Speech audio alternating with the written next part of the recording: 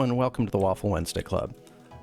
So this week we're going to be working on our weapons system. Pew, pew, pew. So to start off with, I went ahead and made some assets for like just basic weapons for testing. So we have, this is for our like medium mech, we have like a little chain turret gun. We have the small cannon for what I've termed the small mech, SMOL. We have the hexapod little pivoting turret cannon, which I added some runes to just to give it a kind of a unique vibe. So for some of these I've been doing assemblies just so I can see what they look like. This is like, of course the guns and basically all the pieces of the mech are modular and they should work with other mechs, but they definitely have kind of a classification that I build them with and they fit into. Later I might shift away from this, but just I went ahead and made a full assembly of what all the pieces of one specific mech look like. So here's this guy with his cannons on the sides now. And then we have our small mech, and you can see his little small cannon mounts onto his central bit. Might give him other mount locations later, but for now that's what he looks like.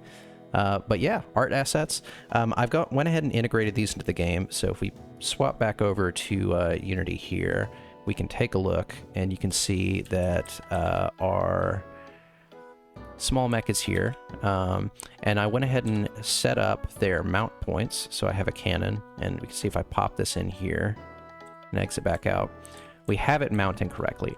Right now, it's just a sprite, just like any other of our modular sprites. So if I zoom in here, this is what we're looking at.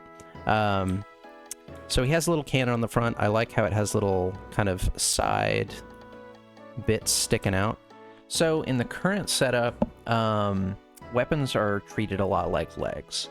So they're basically a visual part of the sprite that has some stats that are essential for both how the player interacts and how it should animate.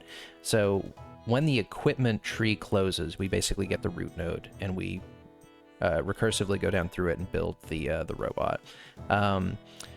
This spits out, the build spits out a build result, which is basically my object that is a set of things I need to know from the build. It'll visually assemble it there, and it'll spit back a couple things. So this build result is stats.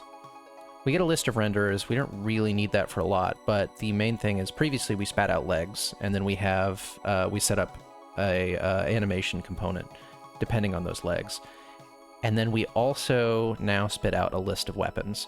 So the weapons are going to be, one, a pointer to what they look like, and two, a set of stats that are like, you know, of course, damage, what they're going to do, what the projectiles they're going to make, but also some visual animations, such as, do they have recoil? How much recoil do they have? How far back should they go? How long should the recoil hit for? But yeah, basically, weapons is legs. All right. So I think I've come up with a pretty good system for driving basically the animations, as well as like kind of when the given weapon should fire. So I have two things I've implemented. So hopefully the system should work for most weapon classes. I mean, it's extendable, but so I have our basic little cannon for the tiny mech, and you can see it mounts right there on his snoot. And I'm going to zoom in here, and you can see it animates back. So it's not tied to the bullets right now. I'm going to make a system for that later, because that's going to be kind of its own thing. The weapons will define like the type of projectile, the number of projectiles, but I have a system that sets up basically, if you have multiple guns, the order in which they fire and manages their reload and manages their offset. So for this single one, the actual fire time when I hold click is when it recoils. So you can see it doesn't quite match up with the number of projectiles, but I've got an animator in there for basically bumping it back each shot. And then I'm going to connect up my actual projectile system to that call. So the other thing we can do, I'm going to zoom back out here, is this works for multiple cannons, and it kind of gives them a reasonable offset. I didn't bother giving a head because the heads don't really do anything yet. I'm not sure what stats I still want to attach to those. But you can see they fire, they have a different fire rate. I could even give them independent fire rates. And they bump at a certain offset. So I'll just actually trigger. I have also a programmed offset from the sprite. So I'll set the offset to be like right on the tip of the gun. But yeah, they'll dun dun dun dun dun. Hello and welcome back.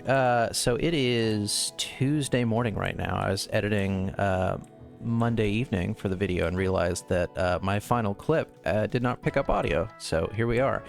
We are in a cool looking spot. So usually my development process is I'll kind of like focus on a core part just to get something functional, or like have a very basic goal for like a development cycle, and then I'll have one kind of extra thing that I know is going to be more challenging that I want to try to do if I have spare time. And I got caught up on that, so we pushed into Monday, and then Monday recording issues turned into Tuesday. But we are looking good.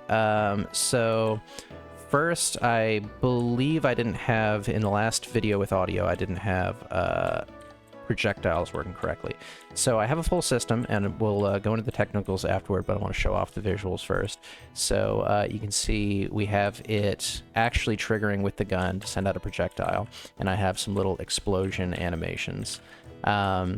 So this looks really cool. It's nice and synced up with the actual gun knockback, and I have this in a very customizable way. But if I pop everything apart here, we have some full auto that is very satisfying with the explosions. And you can see, though, this map is quite torn apart. I've just been going through and testing things by just blasting through different sections. But yeah, lots of little explosions.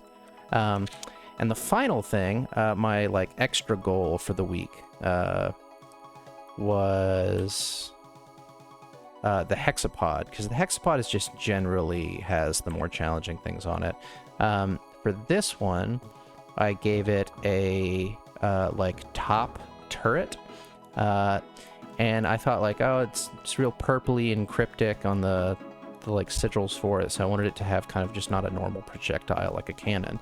So this is our test implementation of a laser beam.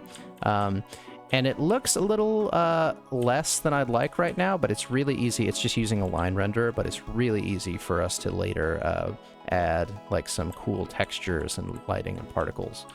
But it goes pew. You see it's got one nice long knockback on it. So I want to quickly go over the actual implementation. So here on the right, we have a weapon definition that is just an extension of the item definition or the equipment definition. So it has all the basic things to like go in an inventory, but then we also have, first we have this, oh, not stats, that's for equipment. A lot of this needs to be trimmed out. This was early implementation and stuff that needs to be combined into the current system, which is basically just these two scriptable objects. We are using the animations. So this defines how far back you get knocked for the recoil, how fast it recovers, and then the fire point offset. So that's like where the tip of the weapon is, which makes sense that this should be associated here because it's kind of driven by the sprite. So if we go into single shot, there's not a lot there. That just defines basically how it shoots. So but the projectile has a lot on it. So if I go in here and look at basic bullet is our most common one. So it has a movement definition. So we have straight movement. Later I could do this to like a homing shot that would have its own specifications. This right now has speed passed into it.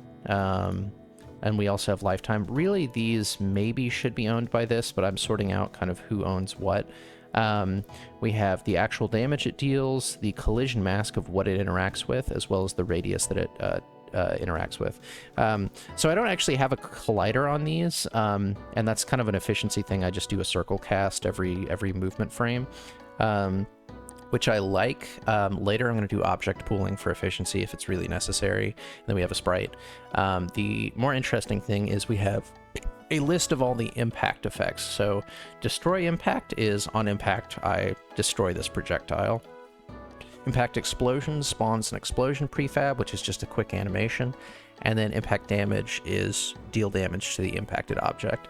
I'm wondering if I want to basically make impact explosion extend some of these so I can have it just use the impact damage scriptable object, but for now it just spawns a little animation that also circle casts outward to see what it hits. But yeah, that's what a projectile looks like. I have some similar things. The other example is the laser projectile that behaves a little bit differently, but is basically doing very similar things. And then we have projectile factory. So after all these calls are made, I have this static object that is, here is all of the prefabs that are the actual projectiles. You see laser beam is a different one because it has to spawn like a line render instead of just a sprite render. But yeah, projectile factory is like a static reference that just says, and anything that will make a projectile will just call, hey, projectile factory, make me a projectile here going this direction. Here's all the context for it. So it knows like a list of what happens when it hits, how much damage it deals, how fast it traverses. But yeah, that's what it looks like. I'm pretty happy with the system. I think it's nice and modular. There's a couple things that still need to be sorted out, but it's in a pretty solid state compared to how it was.